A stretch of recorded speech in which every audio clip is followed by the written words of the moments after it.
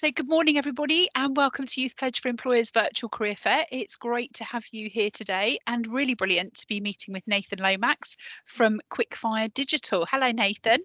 Good morning, Ruth. How are you? Really good, thanks. Great to have you here. I know you've got a presentation for us, so I'll let you get that up on the screen and I'll hand over to you.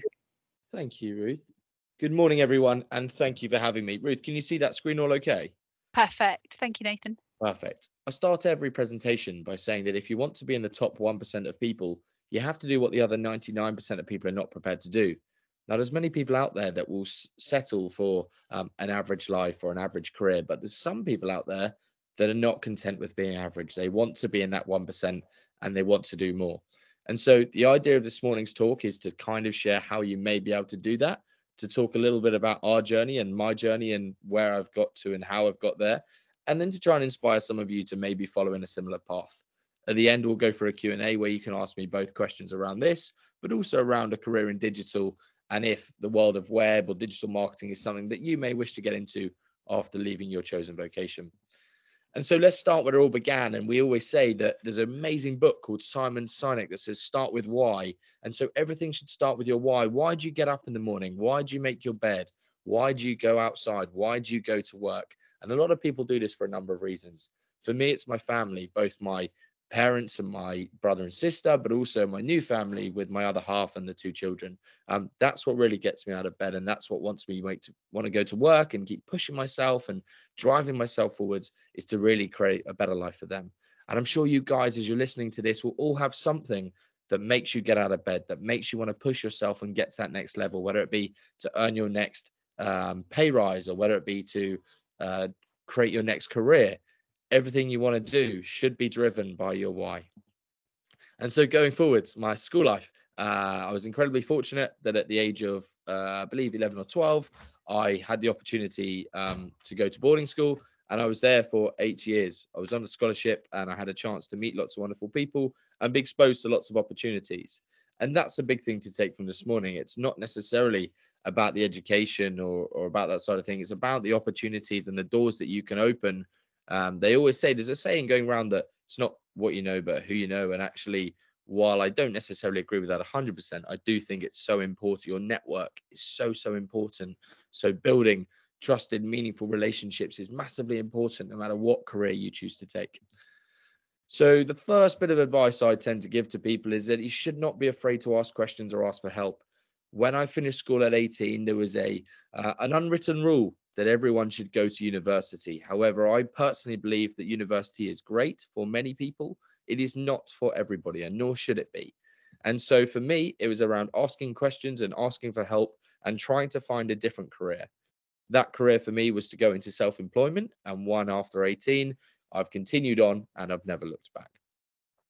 So in 2008, I was very fortunate. I was at this private school and life was very good. And we had nice cars, a beautiful home and two hotels and life was great. And we couldn't really want for anything. And then in 2008, my father went bankrupt and we lost several £1 million overnight. And they took the cars and they took the house and they took everything. And we had to move into, well, as you see, this caravan. And it was my grandfather, actually, that you can see in the central picture, that decided not to pull me out of the school, but to cover my school fees. And so as you go through life, you will have certain episodes or certain situations that change your outlook and perspective on life, but they also change your why. They change your reasoning for getting out of bed. They change kind of your moral compass, and everything changes based on that turn of events. So now my why is not just to deliver a great life for my family and my new family, but also to prove a point and to thank those people that supported me. So there's my grandmother I sadly lost in the pandemic. That's Nanny Pam. And then my grandfather that's still with us. But again, he has been a massive influence in my life. And I'm always trying to do what I can to repay the faith that he showed in me. So again, with the pandemic and with everything going on, it's very easy to fall in that trap of blaming the government or blaming external factors as to why your career isn't going as you'd like it to go. So you could say, okay, well, I couldn't do this because of the government being difficult. I couldn't do this because we were locked down. I couldn't do this because whatever. Yet remember, many people have created a fantastic career right in the middle of a pandemic. And the reason they've done this is because they're focused on controlling the controllables. And what I mean by that is focus on yourself, focus on doing what you can do rather than blaming other people. Just see how you can be the best version of yourself. And so going forwards, we've talked about the university debate. Do you go? Do you not go? That's totally up to you. Most importantly, if you do go, give it 100%. You'll meet some amazing people. You'll have an amazing time. You'll learn some amazing things. If you don't go, do not think that is your career over and that you're not going to be able to achieve what many others can achieve. You can achieve just as much, if not more, by not going. So please don't think that your career is over by the fact you choose not to go. It's really important that in today's society, we all have an opinion. You need to stop sitting on the fence. And what I mean by this is so many people will be worried by social media or worried by what others may say, and therefore they won't necessarily have their own opinion. They won't do what they think is right. They will do what all their friends say. And we call this a herd mentality. It's really important, no matter what career you go into, when you're in that career, you have a voice, you have an opinion. Don't just be someone that sits back and doesn't stand up for what's right or what they believe in. Have an opinion and really make your voice heard. So one thing I encourage you all to do if you get a chance is to travel the world. Some of the best life experiences and the best times I can remember is when I had a chance to travel the world. So at 17, 18, I finished school. I saved up all my money, about £10,000 at the time after working 3 or 4 jobs. And I decided to go traveling with 2 of my best friends. We went to Russia, Mongolia, China, Australia, New Zealand, Fiji, got back, had the most amazing 6 months. But again, once again, my outlook on life changed, my perspective changed, and I realized there's so much more to the world than this beautiful county that we live in. There's a whole big wide world out there, and I really encourage you to go and explore. And that too may just give you that spark or inspiration to try something different. Mentoring was another crossroads in my life where actually I wanted to go into the world of digital marketing. I didn't know how to start, and I had the chance to meet the chap on the left in the middle there called Neil Adams. Now, Neil took me under his wing and changed my life. He invited me around his house, and we'd meet once a week, and he would teach me the principles of marketing. Rolling forwards, I then met Marcus, who's now a very dear friend of mine. He runs a fantastic agency in Norwich called Fountain Partnership. And he too took me under his wing and mentored me. And the reason I tell you these stories is that having someone that's been there, seen it, done it, got the t-shirt, and has been in that industry and can help you cut the corners is absolutely invaluable. Whether you become employed or you go self-employed, building a trusted network of people around you that can advise and guide and help you stop making the same mistakes is absolutely essential, no matter what career you decide to take. Now, personally, everyone has different strengths and weaknesses, and one you could argue a strength, you could argue a weakness is I'm always wanting more. So I'm always trying to push for the next thing, whether it be the next shiny car or the next nice restaurant or the next um, piece of jewelry or watch or whatever it is, always wanting more.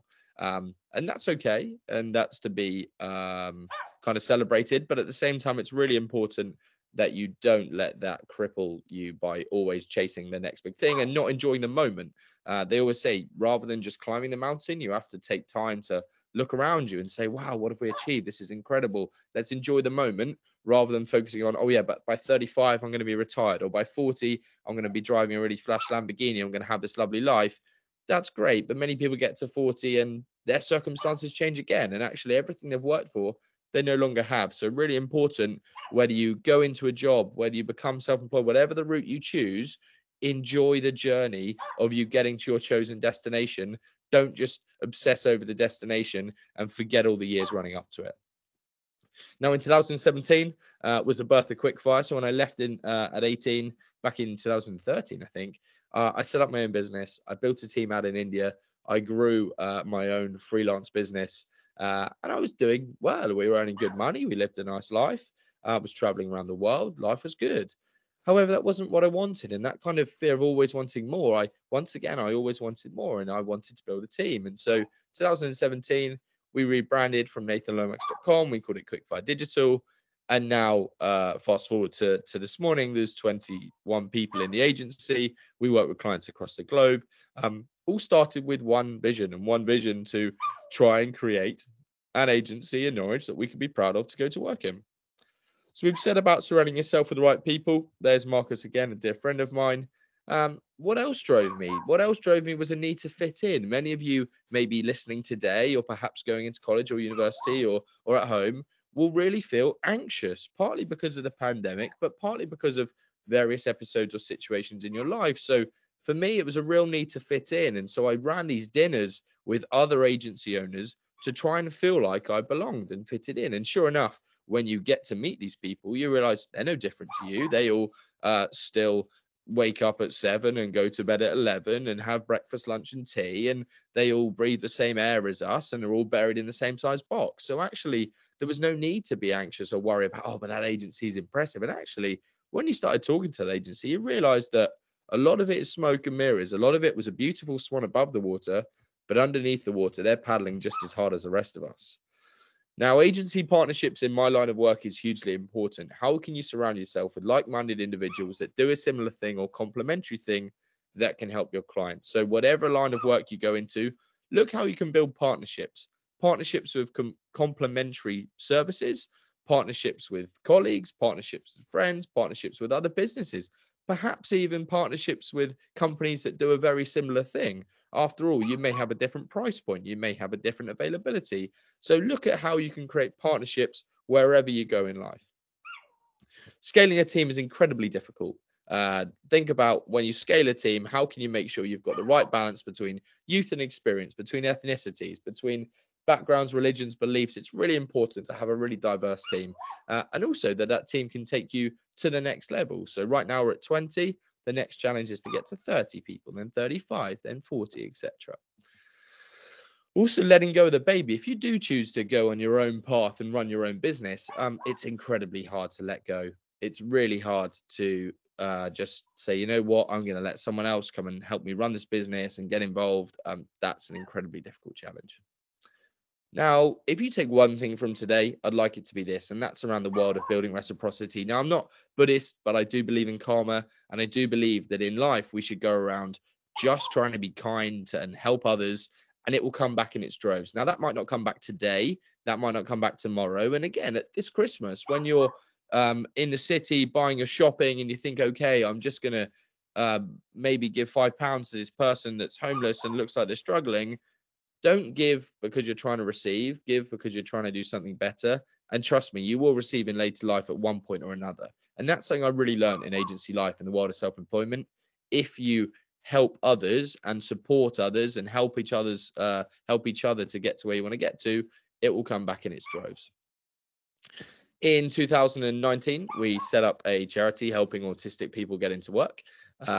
We were incredibly fortunate to be shortlisted in the finals, and this again was another lovely way for us to really recognize what mattered to us and what was important. Now, with the pandemic, that all stopped, but I do hope that I can soon pick that back up and get back out there supporting autistic people getting into the workplace. Sometimes it's really important to remember the only person holding you back is you, which sounds crazy, right? But you are your own worst enemy. You'll be your own worst critic. You will create a false reality. You'll be scrolling through Instagram late at night and you'll think to yourself, oh, blimey, I'm not as good as that person. I'm not doing that. Oh, aren't they doing well? Just remember to run your own race. Okay. You're not running and competing against the rest of your school group or the rest of your peer group. You're competing against yourself, your own worst enemy, and you'll constantly beat yourself up, think you're not doing well enough, benchmark yourself against unrealistic things, run your own race. Again, the need to prove a point. I now do this kind of thing in schools all the time, and I absolutely love it. There is nothing better than giving back and going around schools or businesses and talking about the journey and how you can really develop your own peak mindset. If anyone is into podcasts or books, have a look at Jake Humphrey and Damien Hughes's High Performance Podcast, an amazing resource to tap into the minds of some of the most successful people on the planet. And for me, that's really important. Surround yourself with people that have been there, seen it, done it. Surround yourself with people that you aspire to be. There's another famous saying called be, do, have. To be successful, you need to do successful things, and then you will have success. So just think to yourself, how can I surround myself or listen or follow or watch successful people which I aspire to be? The final thing is around taking responsibility and seeking accountability. So many people in today's world will talk the talk, but they will not walk the walk. It's time for you to take ownership of your own career. What is it you want to achieve? How are you going to achieve it? Set yourself some goals, write it down, and then go out and make it happen. Days like today are absolutely fantastic. It's an amazing resource to have at your fingertips, to have all these people coming in to talk to you. However, now is the time for you guys to say, you know what? This is what I want to do. I'm going to go and do it. You try something. It might not be right. It's okay to change. You're going to be 17, 18, 19, 20, however old you're going to be, unless you're even 60, 70. Look at Colonel Sanders, the KFC guy. He started his business at 70 odd years old. It's never too late to start, and it's never too late to change if you're unhappy. So take some responsibility, seek accountability, and go out there and make a difference. For us, the future, Quickfire is looking to continue to expand. We'll look to go into London, set up offices in London, and then go internationally. US, Middle East, Asia, and out to Australasia. The focus for now, however, is Norwich and the UK. We have around 60 or 70 key clients that we work with on a monthly basis, all focused on the world of e-commerce. Final thing from me, back in 2019, just before the pandemic, I had a vision. And just like our talk today, my vision was to pay it forwards and to help those less fortunate at Christmas. We set up a campaign called the Giveaway Gang, and we raised £5,000 and gave away 5,000 presents to children less fortunate that Christmas. So it doesn't have to be massive, expansive things. It can just be little visions, little minds. But don't look at TV or look online and go, oh, it's always Elon Musk that does the nice stuff. It's always Jeff Bezos that does the nice stuff. You guys can do the nice stuff too. It's absolutely within your capability. So that's everything from me. If you would like to keep in touch, please do reach out on LinkedIn, follow me on social media, connect, ask questions. Don't be afraid to reach out. And I look forward to helping you on your career journey. Many thanks. Nathan, that was absolutely brilliant. Thank you ever so much. That was just really inspiring. I wrote lots of things down as well, because being 47, I felt that I could take some of those things as well on board. So that was really fantastic. What with you've talk loads of, like, a lot about those soft skills that are so important, and your mindset about how you feel about things. What do you think are sort of the top 3 hard skills that kind of people need in your industry? And maybe that changes all the time. Very good question. I always say you actually hire for attitudes and behaviors rather than skills as such. So it'd be wrong of me to now sit here and say, oh, you've got to have a computer science degree, or you've got to have an ability to talk to people or whatever. At the end of the day, you can teach that stuff. All Yeah. you need is a positive mindset, the ability to think outside the box, and actually the ability to want for more and to push and to strive and to try and achieve something. It doesn't matter if you're not great on computers, because you could be in client services if you're good with people, but maybe not good with machines. Perhaps you could be accounts if you're good with numbers, but you're not good with either of the others. Like, there are loads of different careers in the world of agencies, but don't be hemmed into thinking, okay, well, I really wanted to go into agencies, but because I've not done computer science, I can't possibly work in that industry. Nonsense, absolute nonsense. If you want to work in that industry and you can talk to people, you can communicate, you've got a good value compass or moral compass, and you're prepared to push yourself, you can do any job you want to do. And that sounds brilliant. You picked up there on some different jobs, and I know you said about your sort of 21 stuff. Yeah. What sort of jobs do people do in your agency? What are the So different roles you've that are got available? departments, if you like. You've got Yeah. client services, so account manager, project manager. Typically, that's around communicating with clients, talking to them through a project brief, collecting the brief, running the project, checking in with them frequently. Are they happy with what's been delivered? Are we on time? Are we on budget? That's kind of the client services over there. Can you look after them and nurture them and upsell more things, etc.? Aside from that, you've got web developers, you've got Okay. front end, and you've got back end. So what I mean by front end is what you see on the screen looking nice and shiny. On the back end is the systems or processes or efficiencies that happen behind the scenes. So you can be a front end developer, you can be a back end developer, you can be both. Then you've got IT. So with us, we've got website hosting and things like that. So someone that's into fixing and repairing computers or that kind of thing. And then aside from that, you've got an accounts department. You've got a sales division, which is normally headed up by myself. So if you like talking to people, whining and dining clients, going out there, building relationships and friendships, then fantastic. That's an opportunity. You've got strategy. So if you like to talk bigger picture to people, if you like to think outside the box, if you like to overcome problems and try and solve different challenges based on, okay, I really want to sell more things, or I really want to grow this business, then perhaps it's a more strategic role. There's lots of different roles within agency, and every agency is different. We just focus on e-commerce and Shopify web development. However, there are other agencies that will focus on WordPress or a different platform. It's an amazing industry with lots of different jobs and career opportunities. It's That's just about fascinating. finding what's right for you. And do people tend to come in one sort of job and then progress into different sorts of jobs? And if so, what are those sort of entry jobs? For sure. One I just quickly missed was design and UX as All well. right, okay. So, yeah, you That can get user experience yeah, exactly. for the User Muppets experience, amongst sorry. Yeah. So that's right. you can go in and do that. But yeah, going back to your question, many people come in as a junior in that kind of department. So okay, again, is when I'm interviewing personally, everyone's going to be different. But again, if you've got a university on your CV, if you don't have university, you don't think like you kind of see these horror stories where CVs were binned because they don't have that kind of thing. It really doesn't matter to me if you've got it on there, you haven't got it on there. Essentially, it's more about what have you done in your career growing up? Okay, you're not going to have worked at massive multinationals, but you've actually volunteered at the local football club, or you've got involved in a local bake sale, or you've raised money, or you've done whatever. How have you done something that's out the ordinary? In terms of the career, yeah, you would apply, you would look to start as a junior. So that might be a junior web developer where you're getting some training in house. That might be a junior account manager or account exec where you're learning the softer skills of client relationships. It might be a junior designer where you're supporting the design team to create concepts. Whatever it is, there's always an opportunity for people to learn, as well as internships. Obviously, slightly different, difficult the last few years with the pandemic, but Yeah. typically an internship program and just a work experience program as well. So, you know what? I really believe there's a big failing in this country where you're expected to know what you want to do at 17, 18, and you're expected to do that for life. And that just isn't how life works these days. You have to go and try things. You have to say, okay, in the world of marketing, we call it split testing. But in the world of just life, it's like, okay, well, how can you go into a job 3, 4 weeks? Do you like it? What do you like about it? What do you hate about it? Okay, I've tried it. I will never do that again. Well, that's no problem. That's actually a success because you know you don't want to go down that path. Whereas so many people go into a job and they're like, oh, I don't love it, but I don't hate it. And then 30, 40 years later, they're still there and they're still moaning about the same thing and their life hasn't gone the way they want it to go. And then they blame everyone around them. And now it's that person's fault. No, it was your fault. It was your fault for not doing something about it. So try before you buy. Oh, that's brilliant. That goes back to your point about take accountability as well, doesn't it, for what you do? That's really helpful. Just to finish on, before we go to our next speaker, Nathan, we've sort of asked everybody, if you could go back and give your younger self a piece of advice about careers, I appreciate that it's not that long ago for you, but what would you say to yourself?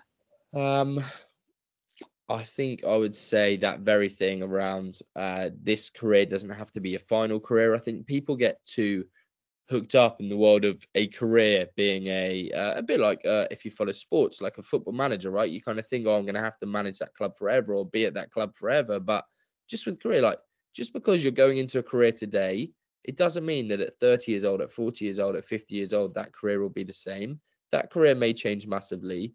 I'm super glad I went into the world of self-employment and I was my own boss. I think it'd be very difficult to work for somebody else now while I'd give it my best shot. Um, I think you need to do what makes you happy, which is very cliche, but so many people go to work to earn money and their why is for all the wrong reasons. So if I could go back to my younger self, I'd just rediscover what it does that really makes me tick. And is that in sports? Is that in music? Is that in fashion? Is that in drama? Whatever it is, just do what makes you happy and the money will follow. But as you get into your career, you'll realize that there's other things to life than just earning lots of money. What a fantastic note to end on. Nathan, that has just been a brilliant talk. Thank you so much for your time. I'm going to stop recording now, but it's been absolutely brilliant to meet you. And thank you for giving us your time today. No problem at all. Thank you for having me. Best of luck, everyone, and keep in touch.